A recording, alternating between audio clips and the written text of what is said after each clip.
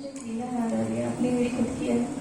मैं ध्यान में बैठी थी श्री कृष्ण के और उनके श्री चरणों में फूल अर्पित कर रही थी।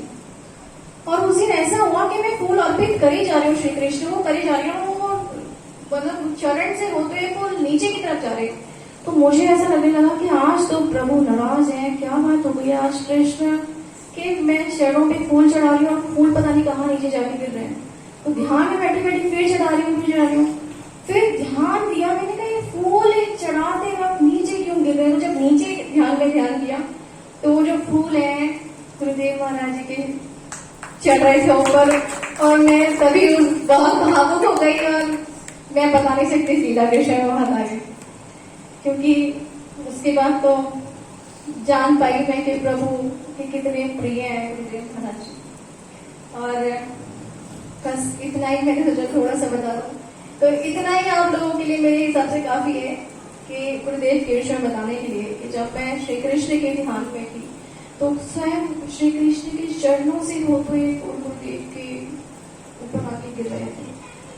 तो बहुत सौभाग्य प्राप्त हम सभी को जो गुरुदेव ऐसे गुरु महान गुरुदेव हमें प्राप्त हुआ बहुत। अब मैं क्या आप सभी चाहते हो कि गुरु जी की वाणी से कुछ सुनने को मिल जाए। अब बस गुरुदेव सुनाएंगे। इसके अनुभव बहुत हैं, इसमें सेवा करती रहती है और इसको बहुत ज्यादा प्रत्यक्षीभूत होता है। वो जो अनुभव होता है कि ठाकुर जी दिखाई पड़ रहे हैं और सेवा कर रही है और ये हो रहा है, तो वो अनुभव भगवान की कृपा से इतने जल्दी सीखना होते नहीं किसी लोगों को, तो ठाकुर जी कृपा करते जरूर होता है। तो भक्तों की चरित्र की बात चल रही थी। अब ये मैं जो सुना रहा हूँ आजकल आपको YouTube में, वो पुराने युगों का नहीं सुना रहा हूँ। 10-20 साल पहले जो संत हुए हैं, जिनके शिष्य लोग अभी हैं, या उनके द्वारा लिखे हुए ग्रंथ हैं, या उनके द्वारा निर्मित कोई तपस्थली है जिसको आप जाकर के प्रमाण रूप में आज देख सकते हैं, ऐसे संतों का चरित्र इसलिए मैं सुनाता हूँ कि जिससे आपको जल्दी से विश्वास हो जाए। वैसे आपको विश्वास करने में थोड़ी सी भी कंजूसी नहीं करनी चाहिए। वहां अपने कुतर्क को मत आने दो। संशय, डाउट जिसको बोलते हैं, वो बहुत विनाश करता है। इसलिए गीता जी के 4वें अध्याय में भगवान ने आखिर में कह दिया संशयात्मा विनश्यति, संशयात्मा विनश्यति। जिसको अपने भगवान में, अपने गुरु में, अपनी साधना में, प्रभु के नाम में, प्रभु की लीला में, प्रभु के रूप में, धाम में, इनमें संशय हो गया, उसका विनाश हो जाता है। विनाश तो तात्पर्य उसकी साधना, आध्यात्मिक साधना का विनाश हो जाता है। और श्रद्धावान लभते ज्ञान, जो श्रद्धावान है उसको ज्ञान भक्ति सब प्राप्त हो जाती है। ये भी 4वें अध्याय में गीता जी में है। तो मोहिनी बतला रही थी आप लोगों को बहुत सुंदर बातें और भजन आप लोग सुने, और मैं अब आपको उसी क्रम में ले चलना चाहता हूँ जिस क्रम में रोजाना आप चल रहे थे। किसकी चरितावली चल रही थी? सुदर्शन सिंह जी चक्र। सुदर्शन सिंह जी चक्र की चरितावली में आपको सुना रहा था। तो उसी चरितावली को मैं इस जगह लाइव सुनाने जा रहा हूँ आपको। रोजाना तो आप मोबाइल में सुनते थे, आज प्रत्यक्ष सुनिए। इसी को जिसको लाइव बोलते हैं प्रत्यक्ष। तो चक्र जी महाराज जो पता नहीं कितनी जगह रहते थे, विचरणशील महात्मा थे, एक जगह रुकते हैं। कभी वृंदावन में हैं, कभी हरि बाबा के बांध पर, कभी हरिद्वार में, ऋषिकेश में, कभी रामवन में, कभी अयोध्या जी में, और कभी कैलाश पर्वत पर, मानसरोवर, कभी हिमालय पर। तो महाराज यदि आप लोग सुनते आ रहे हैं तो जहां जहां भी गए हैं हर जगह दैवी शक्तियों का उनको अनुभव हुआ, साक्षात्कार हुआ और कृपा प्राप्त हुई। और उनके माध्यम से साधकों को भी बहुत लाभ मिला है। एक साधक को उनके माध्यम से अपार लाभ प्राप्त हुआ। आज मैं उस एपिसोड को आपके सम्मुख लेकर आया हूं। मैं यूट्यूब वाली भाषा बोलने लगा तो आप लोग सुन रहे जा रहे हैं। अमृतसर की घटना है। अमृतसर में, पंजाब में, वहां पर एक सत्संग भवन है जो चिमन लाल नाम के एक भक्त ने बनाया। चक्र जी वहां जाते थे और हर वर्ष उनका सत्संग हुआ करता था। वहीं पर एक दिन सत्संग हो रहा था कि भगवान के साथ जैसा संबंध तुम मान लो अपनी ओर से, भगवान उधर से मानने को तैयार है। तुम्हारी श्रद्धा जितनी होती जाएगी उससे भी ज्यादा ठाकुर जी कृपा करते जाएंगे। एक बात आप समझ लो कि भगवान आपकी बात को स्वीकार करते हैं। जैसे आपने कहा कि भगवान कृपा नहीं करते क्या, तो भगवान कहेंगे ठीक है तुम सही कर रहे हो। अब बताओ घाटे में कैसे मनाते?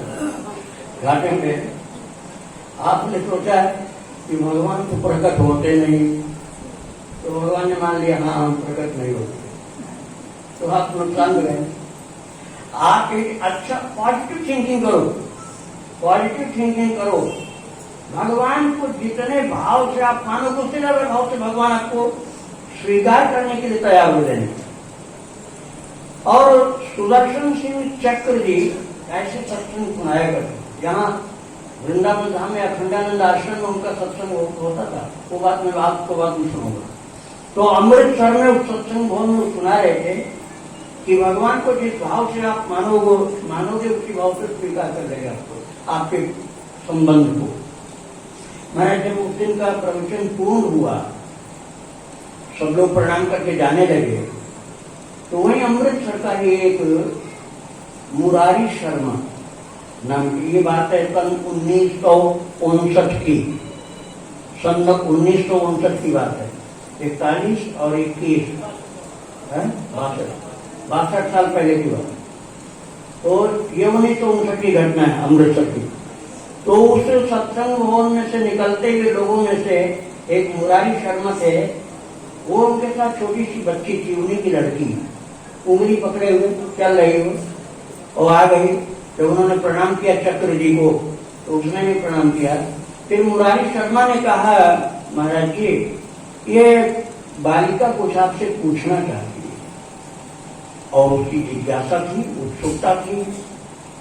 तो उसके मुखाकृति को देखकर समझ में आ गया कि कुछ जिज्ञासा लेकर आई, कोई पूछना चाहती है। तो चक्र जी ने कहा मैं जरूर बताऊंगा बेटा, लेकिन तुम पहले अपना नाम बताओ। तो उस लड़की ने, छोटी सी बच्ची ने बताया मेरा नाम है विजय लक्ष्मी शर्मा। मैं जिस भक्त की बात आपको सुना रहा हूं, मुझे विश्वास है कि अभी वो माता जीवित है, क्योंकि ये बात कब की है, 62 साल पहले की। और 62 साल पहले वो बहुत रही होगी तो 10 साल की रही होगी, तो अब 62 10 72 हुआ। तो मुझे विश्वास है कि वो जीवित है। अब कहाँ है? अमृतसर में है कि वृंदावन में है या हरिद्वार में है, वो कहाँ है वो मैं अपने यूट्यूब के भक्तों से जानना चाहता हूँ। पूरी कथा में सुनाऊंगा उसकी अभी, और फिर मेरे भक्त लोग सर्च करेंगे कि वो कहाँ है, फिर वो कमेंट में डालेंगे कि वो माता मिल गई है विजय लक्ष्मी शर्मा, और वो उस जगह पर रह गई। ये उसके परिवार के लोग सुनेंगे इस कथा को यूट्यूब के माध्यम से, तो निश्चित ही हमारे यूट्यूब के जो नंबर हैं, फोन नंबर, उनसे कांटेक्ट करेंगे। ये मैं इसलिए रिक्वेस्ट कर रहा हूँ जैसे सभी भक्तों को उस माता का दर्शन प्राप्त हो जाए, जिसकी चरितावली आप सुनने जा रहे हैं। यह सुदर्शन सिंह चक्र जी की शिष्या थी, और शिष्या उस समय बहुत रही होगी, 8 साल की 9 साल की रही होगी। तो उन्होंने कहा बालिका से कि बेटा तुम क्या पूछना चाहती हो, पहले अपना नाम बताओ। उसने कहा मेरा नाम विजय लक्ष्मी शर्मा, मुरारी शर्मा की बेटी थी। तो बोले कि क्या पूछना है? उसने कहा कि अभी आप सत्संग में कह रहे थे कि कृष्ण के साथ जो संबंध बनाया जाए वही वो स्वीकार कर लेते हैं, तो मैं क्या उनको अपना भैया बनाऊं तो मेरे भैया बन जाएंगे? ये उस लड़की ने कहा। देखो ये एक अलग प्रेम का संबंध है। जो रिश्ते बताए जाते हैं बहुत ज्यादा प्रचलित उसमें नहीं है। मैं अपना भैया बनाऊं तो भैया बन जाएंगे? अरे चक्र जी तो हंस पड़े, बोले वो मेरा भी भैया ही है, छोटा है वो मुझसे छोटा भैया है और मैं उसको कनू कहता हूँ। वो कृष्ण मेरा भाई ही है, मैं उसका बड़ा भाई हूँ, मेरा छोटा भाई, मैं उसको कनू कहता हूँ, वो बन जाएगा। अच्छा, तो उस लड़की ने कहा कि मैं बुलाऊंगी तो बोलेगा। चक्र जी ने कहा कि और बुलाने पर बोलने की बात नहीं है, तू खिलाएगी तो खाएगा भी और बुलाएगी तो बोलेगा। इतना ही नहीं, धक्का मुक्की भी तेरे साथ करेगा और तू सो रही होगी तो तेरी चुटिया पकड़ के खींचेगा और तू यदि रूठ जाएगी तो तू सुन मनाएगा भी हो। ये भक्त का अधिकार होता है। हाँ, साधारण भक्त का अधिकार नहीं होता है, विशेष भक्त का अधिकार होता है कि जब भक्त रूठ जाता है तो भगवान मनाने के लिए आ जाते हैं उसके पास। तो चक्र जी ने समझ लिया कि ये कन्या बहुत उच्च श्रेणी की भक्त है, छोटी सी बच्ची ऐसी ऐसी बातें करते हैं। बोले तो रूठ जाएगी तो मनाएगा वो। तो उसने कहा कि अच्छा महाराज जी, आपका भी छोटा भाई है, तो वो आपका छोटा भाई है तो आपको क्या कहता है वो? तो वो बोले कि मुझको दादा कहता है, कनू जो है मुझको दादा कहता है। तो बोले कि वो जो बालिका थी उसने, विजय लक्ष्मी शर्मा, उसने कहा कि तो आपको दादा मैं भी कर सकती हूँ क्योंकि मेरा भाई वो बनेगा, उसके बड़े भाई आप हो, वो आपको दादा कहता है तो मैं आपको भी दादा कर सकती जैसे कनू कहता है। तो उन्होंने कहा हाँ ठीक, तू भी कर सकती है। तो उसने उसी समय को उनको भाई मान लिया, चक्र जी को। यदि गुरु भी थे वो, वही मार्गदर्शक गुरु थे, लेकिन उनको दादा कहना शुरू किया और कृष्ण को दादा पहले से कहते हैं उनको। फिर उसने कहा कि महाराज जी, मेरी जान पहचान उससे कैसे हो? जान पहचान तो होनी चाहिए। उन्होंने कहा बेटा, इसके लिए तुम एक दिन अपने पिताजी को साथ में लेकर के आओ, फुर्सत में समय निकाल कर मैं तेरी जान पहचान करा दूंगा और फिर तुम भक्त हो जाएगी। मेरे दूसरे दिन वो सवेरे 10 बजे आ गए पिताजी को लेकर। तो बोली, आप कल कह रहे थे कि वो मेरा भैया बन सकता है, तो मैं आ गई, अब बताओ क्या करना है। आप कह रहे थे मेरे साथ खेलेगा कूदेगा, ये सब बात सही है? बोले हाँ बिल्कुल सही है। तो क्या करना होगा मुझको? तो उसने जब पूछा तो चक्र जी ने कहा कि देखो बेटा, तुम बैठ जाओ, बैठ के लड़की छोटी सी, अब ऐसा करो, आंख बंद कर लो। आंख बंद कर ली। फिर बोले कि अब तुम अपने मन से देखना, आंख से नहीं, अपनी आंख से मत देखना, मन से देखना। आंख बंद किए कि तुम्हारे सम्मुख एक छोटा सा बच्चा बैठा, बालक, बड़ा सांवला सलोना प्यारा सुंदर, और उसकी आंखों में जैसे प्रेम का रस छलक रहा है, बड़ी बड़ी आंखें और कुंचित केश हैं और पीली सी झुंगली पहन रखा है, पीली सी कछनी काट रखा है और बड़ी सुंदर सुंदर उंगलियां चमक रही हैं और गोल गोल गाल में हल्के हल्के से गड्ढे पड़ रहे हैं।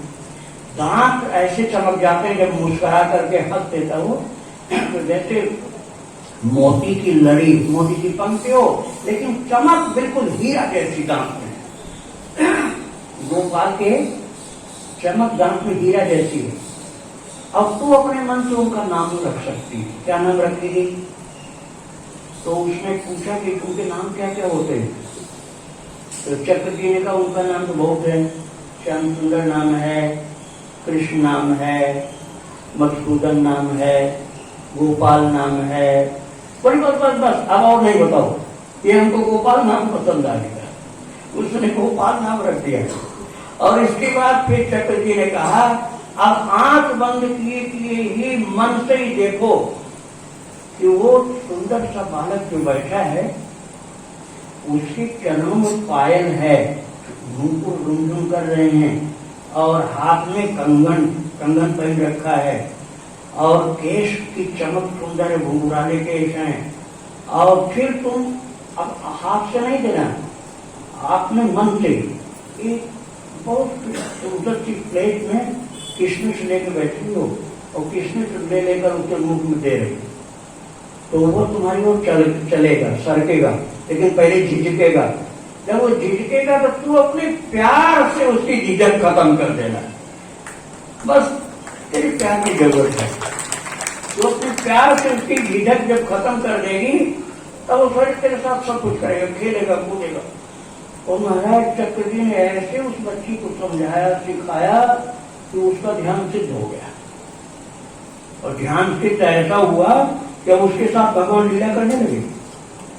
और तो दादा कहती थी चक्र जी को, तो चक्र जी के लिए राखी भेजती थी वो। जैसे कृष्ण को राखी बांधती थी ना, राखी बांधती थी अपने छोटे भाई के लिए, वैसे चक्र जी के लिए वो रहती थी अमृतसर में और चक्र जी वृंदावन में, तो लिफाफा में डाक से भेजते और वो भी कुछ दक्षिणा यहाँ से भेजते। गुरु का सत्कार भी होना चाहिए ना, तो गुरु का सत्कार भी करती थी, भगवान की सेवा करती थी और उसकी भक्ति बढ़ने लगी और फिर भगवान लीला शुरू कर दी। ऐसी ऐसी लीला की है महाराज की जिनका वर्णन करना संभव नहीं है। कुछ लीलाएं मैं आपको सुनाऊंगा। अमृतसर की घटना है, वो लड़की कुछ सयानी हो गई थी और उस समय वो भगवान की मानसिक पूजा तो करती ही करती थी। एक उसके बाल कृष्ण थे जिनकी प्रत्यक्ष पूजा करती थी, तो उनके कुछ साज श्रृंगार का सामान वो एक दुकान में दे आई थी और उस दुकान से सामान लाने के लिए रात में साइकिल उठाई और चली और रात हो गई थी। और उसके माता पिता ने कहा कहाँ जा रही? उसने कहा मैं अभी आती हूँ, और चल पड़ी साइकिल चलाते हुए। और हमारे दुकानें सब बंद हो गई थी, लेट गई थी, सारी दुकानें बंद।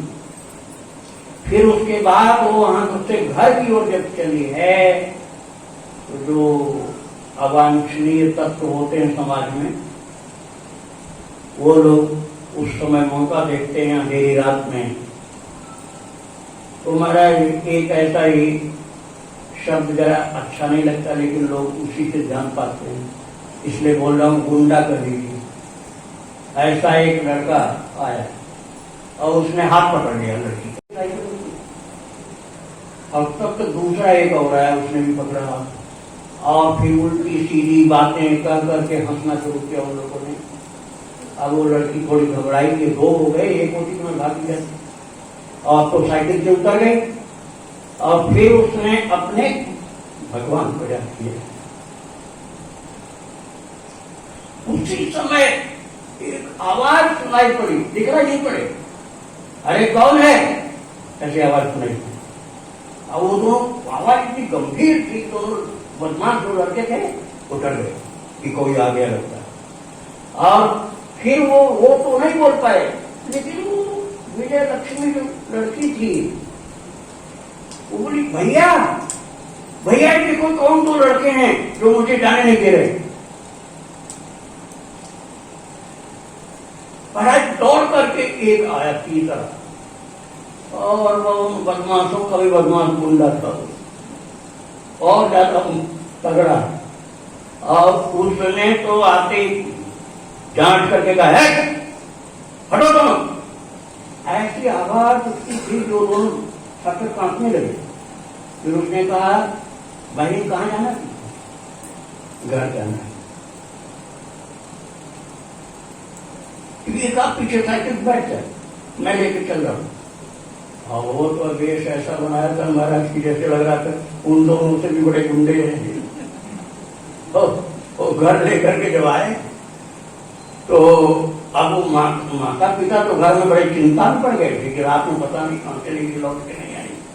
तब तक वो दरवाजा खटखटाया, खुलवाया तो देखा माता पिता ने, ये लड़का तो कोई बहुत बदमाश लग रहा है, बहुत बदमाश लड़का लग रहा है। तो उन्होंने कहा, जो लेकर के आए थे बदमाशों से बचा के, उन्होंने कहा मेरी बहन तो ये बावरी है, ये समझती नहीं है, इसको रात में कहीं जाने नहीं दिया करो। माँ बाप ने रोका था लेकिन समझी नहीं, जा घर के अंदर जा। और वो घर के अंदर चली गई। जब उसके पहुंचाने वाले जो थे उनके लिए बहुत उन लोगों ने प्रार्थना किया, चाय पी के जाओ, कुछ खा के जाओ, लेकिन उनको नहीं उनको जाना करके चले गए। ये घटना हुई।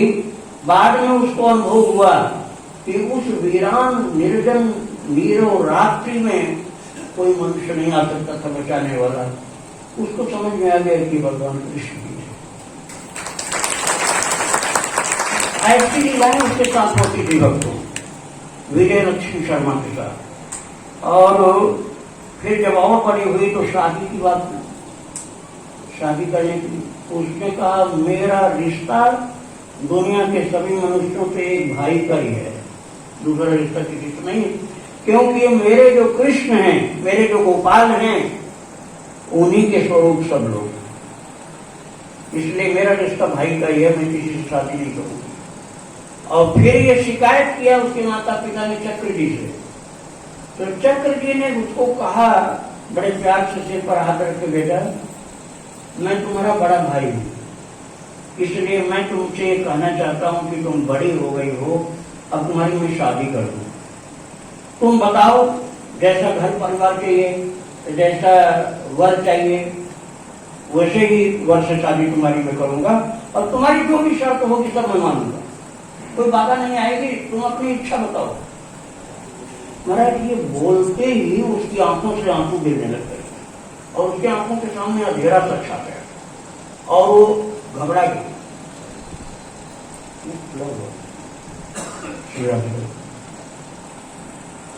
उसके सामने अंधेरा सा छा गया। फिर उसने अपने को संभाला और उसने कहा भैया क्या तुम भी अब यही कहो कि तुम्हें शादी करूं किसी से? मेरा तो मन केवल कृष्ण के साथ रहता, मैं किसी से शादी नहीं कर पाऊंगी। तो रोने लगी कह करके। तब चक्र जी ने कहा कि बहन मैं तेरी परीक्षा ले रहा था, तेरे मन की था पाना चाहता था कि तेरा मन कहाँ है, तू शादी करना चाहती है कि नहीं। अब मैं समझ गया, अब तो केवल कृष्ण से ही प्रेम कर और किसी से शादी करने की कोई जरूरत नहीं। तो शादी उसने नहीं किया और वो थोड़ी पढ़ाई लिखाई और करके एक बालिका विद्यालय में टीचर हो गई। अमृतसर में एक बालिका विद्यालय में टीचर हो गई। किंतु भक्ति उसकी बढ़ती गई और रही माँ बाप के साथ। और एक बार वो आई थी यहाँ अखंडानंद आश्रम में, यहीं पर चक्र जी थे। तो उसने पूछा कि गुरुदेव भगवान में प्रेम कैसे बढ़े, तो उपाय बताइए। अब देखिए भक्तों का चरित्र सुनाने के साथ साथ उनका अनुभव भी आपको मिल रहा है। तो चक्र जी ने कहा कि बेटा तुम भगवान शिव को जल चढ़ाओ, यदि शिव जी को जल चढ़ाओगे तो शिव जी तुमको कृष्ण प्रेम प्रदान करेंगे।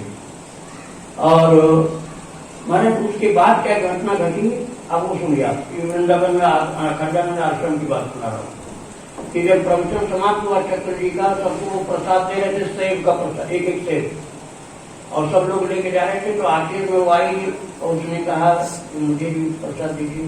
तो एक सेब उसके हाथ पर रखा। अब ये घटना बिल्कुल सच्ची है। उसने देखा सेब को, वो सोची कि प्रसाद तुरंत खाना चाहिए, इसलिए खाने के लिए उठाया उसने। तो देखा उस सेब पर लिखा था भैया, और किसी इंक से नहीं लिखा था, किसी स्याही से नहीं लिखा था। जो सेब का कलर था, नेचुरल कलर, उसी कलर से लिखा हुआ था। जैसे किसी भगवान ने किसी से कहा हो कि तुम लिख करके कब पैदा करना है। तो उसके आंखों से आंखों में नहीं लगी। उसने चक्र जी से कहा कि आप इसको देखिए क्या लिखा है। किसी ने उसको लिखा नहीं था, लिखा हुआ सेब था वो। जैसे भगवान ने उसके भाव को स्वीकार करने के लिए अपनी ओर से उसको दिया था। और चक्र जी चले गए उसको ये फल दे करके। और जब बाद में गए अमृतसर फिर उसके माता पिता मिले। तो एक दिन माँ ने कहा कि आप अपनी बहन को, ये पगली है, कुछ समझाया करो। किससे कहा? चक्र जी से। विजय लक्ष्मी की माँ ने कहा कि इसको कुछ समझाया करो, वो पागल है, ये भक्त नहीं। आप भक्त मानते हो लेकिन ये भक्त नहीं है, ये पागल है बिल्कुल। तो चक्र जी ने कहा आप ये कैसे करें? वो माँ ने बताया कि ये आधी रात को उठ करके जब सब सोते रहते हलवा बनाती है, हलवा बनाती और थोड़ा नहीं बनाती, वो ज्यादा बनाती और बना करके सब रख देती है और खाती नहीं है कण भी। तो मैं कहती हूँ कि इतना हलवा तो बनाई है तो खा ही लिया कर थोड़ा सा, लेकिन खाती नहीं है और हर 2-4 दिन बाद हलवा बनाती है और बना के रख देती, छोड़ देती है, खाती नहीं, फिर सो जाती है। हलवा बना के रखा थाली में, फिर सो जाती है, बिल्कुल नहीं खाती है। तो चक्र जी ने विजय लक्ष्मी से पूछा कि बहन जी क्या बात है, माँ क्या कर रही? तो हलवा रात को क्यों बनाती 12-1 बजे? तब उस विजय लक्ष्मी ने बताया, भैया ये गोपाल बड़ा अद्भुत है, गोपाल जो है बड़ा अद्भुत है। उन्होंने पूछा क्या अद्भुत है? तब बोली कि ये मुझे जब मैं सोती रहती हूँ तो मेरी चुटिया पकड़ के खींच के जगा देता है और जगा के कहता है कि हलवा बना मेरे लिए, हलवा बना मेरे लिए, हलवा बना।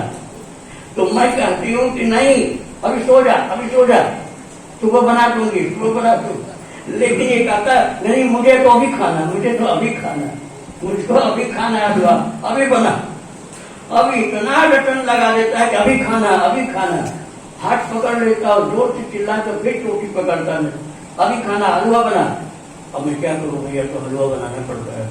अब हलवा बनाती हूँ तो मैं सोचती हूँ कि जब हलवा बन जाएगा कहीं ये न कह दे कि वो थोड़ा सा बनाया है तो दोबारा बनाना पड़ेगा, इसलिए थोड़ा नहीं बनाती, ज्यादा बनाती। ये जितना खा सकता है उससे ज्यादा बनाती है, खूब ज्यादा बनाती हूँ, इसलिए ये न कह जाए थोड़ा सा बनाया।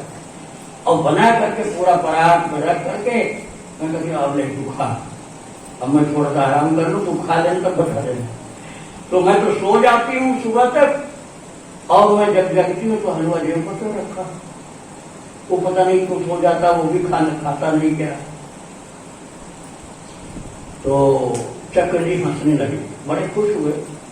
वास्तव में गुरु को शिष्य की उन्नति से बहुत प्रसन्नता होती है। अब वो विषय ऐसा है कि बताया नहीं जा सकता है, तो कोई गुरु को ही मालूम होता है, अनुभव होता है।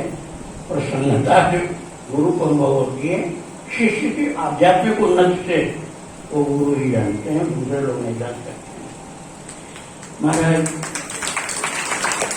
ये अनुभव का जो विषय है, आप ऐसे समझे जैसे आपका अपना बहुत लायक बच्चा हो, बहुत लायक बच्चा हो और वो इतना अपने जीवन में उन्नति करे कि आपसे बहुत ज्यादा आगे निकले, तो आपको प्रसन्नता होती है। ऐसे गुरु को प्रसन्नता होती है अपने शिष्यों की आध्यात्मिक उन्नति देखकर। श्री राधे राधे। आप सावधानी से बैठिए, जैसे मैं बैठा हूँ ऐसे बैठिए, आप सावधानी से बैठे, नहीं तो नींद आ जाएगी तो सब कुछ तो लाभ मिलना चला जाए। तो मैं आपको बता रहा था ये कितनी कृपा हो रही कि गोपाल चोटी पकड़ के जगा देता है रात को, हलवा बनवा लेता है और बना के खुद रोटी को ज्यादा बनाती। अब आगे एक घटना और सुनाता हूँ मैं आपको, फिर इसके बाद पूजन वाला कार्यक्रम होगा। ये बात अब मैं जो सुनाने जा रहा हूँ, सन 65 में शायद पाकिस्तान से युद्ध हुआ था, या 66 65 या 66 में हुआ था।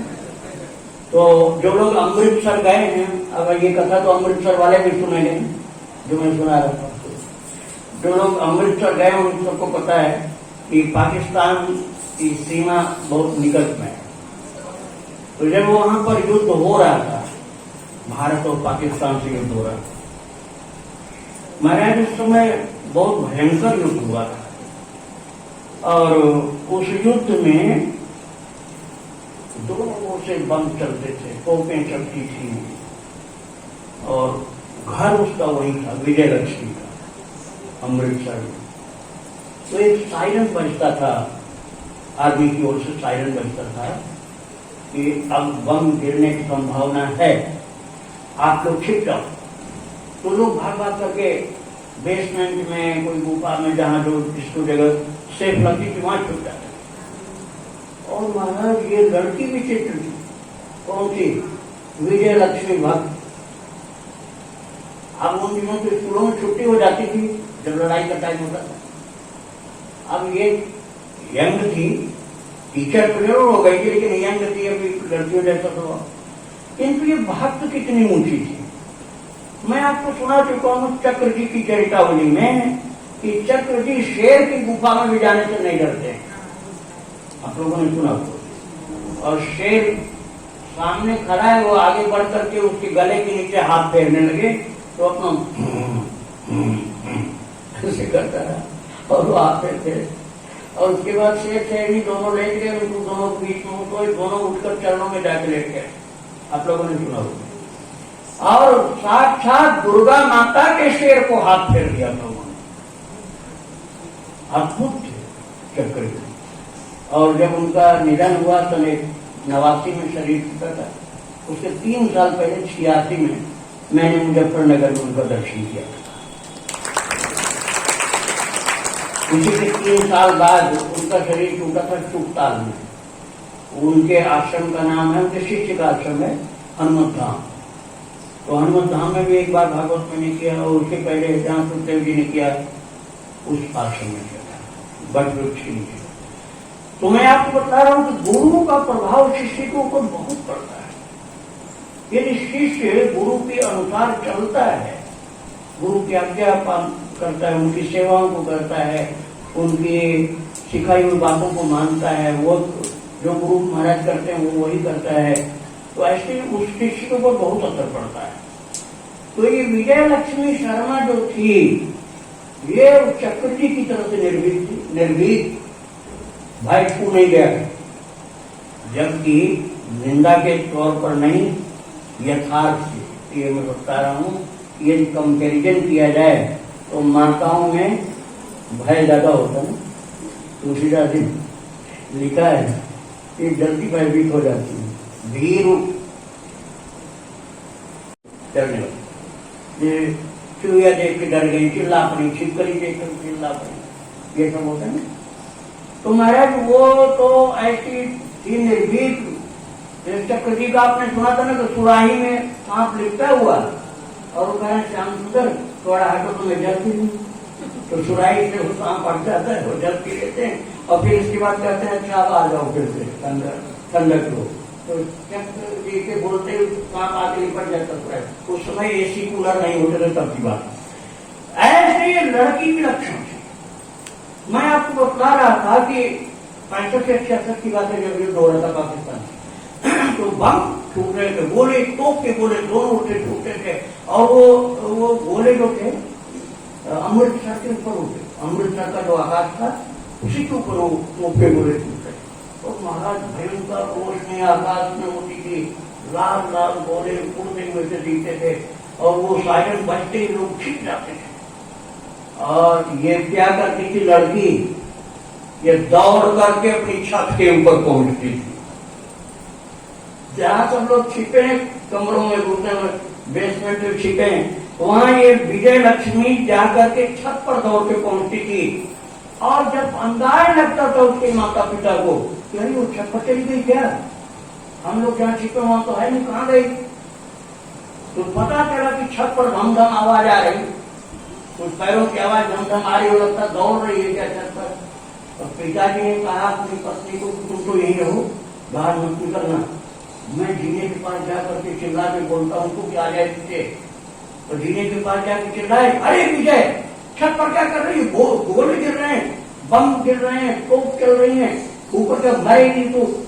तो वो चिल्ला करके बोली, पिताजी कुछ नहीं हो रहा है, मेरा गोपाल पटाखे चला रहा है। मेरा जो गोपाल है आज पटाखे फोड़ रहा है, दीपावली में जो फोड़े जाते हैं वो पटाखे बड़े बड़े छोड़ रहा है, बड़े बड़े पटाखे। मैं तो उसी का मजा ले रहे हूँ, गोपाल का खेल देख रहे हूँ। और महाराज वो बिल्कुल नहीं उतरी। पिता माता तो चिंतित रहे और युद्ध तो कई दिन चला था। उन्होंने चक्र जी से जाकर प्रार्थना किया दिन में कि लड़की महाराज आपकी जो बहन है अजीब है, क्या पागलपन इसका बताएं। पहले का हलवा की बात बताया था।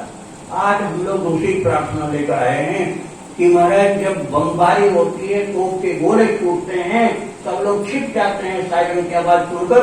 यह जाकर छत पर दौड़ती है और कहती है कि मेरा गोपाल तो पटाखेबाजी कर रहा है, गोले छोड़ रहा है, मुझे वो देखना है, मुझे वो देखना है कैसे कैसे गोले छोड़ रहा है। पिताजी आप चिंता मत करो, नीचे जाओ। तो चक्र जी से कह करके इन्होंने आशा की थी कि आज गुरु जी महाराज अपनी शिक्षा को डांटेंगे जरूर। तो गुरुदेव अपनी शिक्षा को आज डांट लगाएंगे कि ऐसे उल्टा सीधा काम मत किया कर। लेकिन हुआ इसके उल्टा। गुरु जी ने क्या कहा, अरे मुरारी शर्मा तुम तो बहुत डरपोक हो, ये विजय किसी से डरती नहीं है। और ये तुमको पता है कि इसका भाई जो है कौन है, सारी सृष्टि को बनाने वाला और सारी सृष्टि का विनाश करने वाला। और जब सृष्टि का ये विनाश करता है तो कितने भारी भारी गोले छूटते होंगे, ज्वालामुखी फूटते होंगे, उन सबके सामने तो एक कण के बराबर भी नहीं है। और जब भाई ही चला रहा है सब, तो बहन को क्या बचाएगा? नहीं, चिंता छोड़ दो। जब ये पटाखेबाजी गोपाल कर रहा है तो तुम निश्चिंत हो जाओ, गोपाल इसके ऊपर कोई पटाखा नहीं आने देगा। और महाराज रोजाना वो यही खेल करती थी, छत पर जाकर के। घर के लोग तो कांपते थे डर के कारण, और उसको कभी एक चिंगारी भी नहीं लगी। और इसने भी भगवान की लीला का दर्शन किया। और उसके बाद चक्र जी जब गिरिराज जी में रहते थे गोवर्धन में, तो मुरारी शर्मा आते थे, बहुत वृद्ध हो गए थे, पैरों के नीचे लेटे रहते थे कभी गिरिराज जी पर, कोई चक्र जी के आसपास में। और वो कन्या जो टीचर हो गई थी विजय लक्ष्मी, वो भी दर्शन करने आती थी, आशीर्वाद लेती थी। और उसके बाद वो माता कहाँ गई हम नहीं जानते। जो जानकारी थी उन्होंने बताया आपको, लेकिन मुझे विश्वास है कि उसकी उम्र 70 साल के आसपास होगी। सन मैंने बताया ना, सन 1959 में उसने गुरुदेव से दीक्षा प्राप्त की। बहुत होगी, 70 साल की होगी, 71 साल की होगी। मुझे ऐसा लगता है कि कहीं कहीं होगी, भले वृंदावन में हो, चाहे हरिद्वार में हो, चाहे अमृतसर में हो, चाहे ऋषिकेश में हो। तो अब ये भक्ति आश्रम का यूट्यूब जो है चैनल, आप लोगों को पता ही है, तो फास्ट चलता है, तो ये निश्चित पकड़ेगा उसको, उसके घर वालों को, और उसके घर वाले इतनी कृपा तो जरूर करेंगे कि हम लोगों को बतलाएंगे कि वो माता विजय लक्ष्मी शर्मा कहाँ रह रही है। और हम लोगों को भी कुछ लोगों को उसका दर्शन मिलेगा, शायद उसकी फोटो भी मिल जाए। और जिन लोगों को एक खबर मिलेगी वो जाकर उसका आशीर्वाद प्राप्त करेंगे, उसके अनुभव से लाभ उठाएंगे। ये मुझे विश्वास है कभी जीवित है, इसलिए मैंने ये रिक्वेस्ट किया। और ऐसे भक्तों से कि हमें सीखना चाहिए कि जो प्रभु के चरणों में पहुंच गया है वो सारी दुनिया से निर्भय हो जाता है, भय खत्म हो जाता है। अभयम सर्वभूतेभ्यो ददाम में तद्व्रतम मम। विभीषण की शरणागति में श्रीमद् वाल्मीकि रामायण में भगवान श्री राम भी कहते हैं, जो मेरी शरण में आ जाता है सुग्रीव, अभयम सर्वभूतेभ्यो ददाम एतद्व्रतम मम। मेरे नियम है कि जो मेरा शरणागत भक्त हो जाता है, मैं उसको सारी दुनिया से निर्भय बना देता हूं और निश्चिंत होकर भजन करता हूं। तो सुदर्शन सिंह चक्र जी की शिष्या विजय लक्ष्मी शर्मा जो अमृतसर की थी, उसके चरित्र को हम आप सुन रहे थे सुदर्शन सिंह के चरित्र के साथ साथ। अब उन चक्र जी को, उनकी शिष्या विजय लक्ष्मी को और उन दोनों के भाई करुण को प्रणाम करता हुआ आज की चरितावली को ये विराम दे रहा हूँ। वृंदावन बिहारी लाल की, राधा रानी